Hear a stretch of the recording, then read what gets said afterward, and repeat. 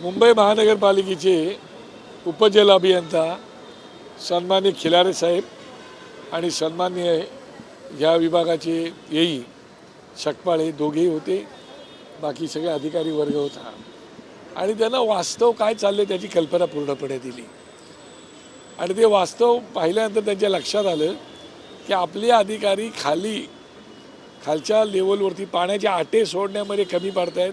Political लोक त्याचा गैरफायदा घेतात आणि त्याच्यामुळे ती जी वेळ असते त्या वेळेला मुद्दाम आटे सोडत नाहीत.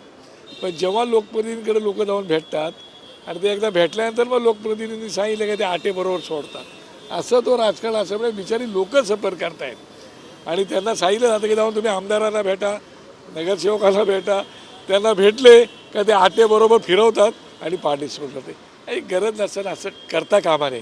म्हणजे मी राजकारणामध्ये गेले 40-45 वर्ष आहे, माझ्या आयुष्यात मी असं कधी केलं नाही.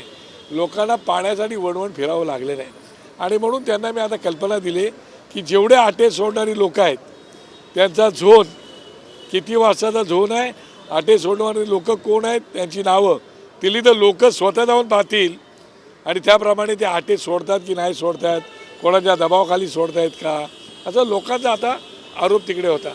त्याप्रमाणे ती यादी देत आहेत आणि खिलाऱ्यांनी 4 दिवसामध्ये संपूर्ण शिवडी मतदारसंघाचा पाण्याचा प्रॉब्लेम सोडवण्याचा आम्ही प्रामाणिकपणे प्रयत्न करू असं त्यांनी या ठिकाणी आम्हाला आश्वासन दिलेलं आहे. मला असं वाटतं मुंबई महानगरपालिकेच्या अधिकाऱ्यांवरती मी थोडा विश्वास ठेवतो, ते नक्की त्याच्यातून दिलासा देतील अशी अपेक्षा बाळगतो.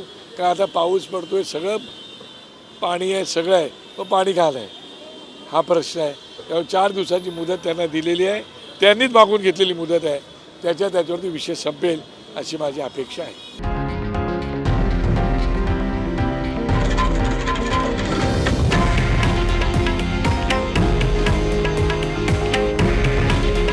हे आहे देशातील नंबर 1 न्यूज नेटवर्क आणि आपण पाहत आहात TV9 मराठी. काळजी तुमची, हित महाराष्ट्राचं.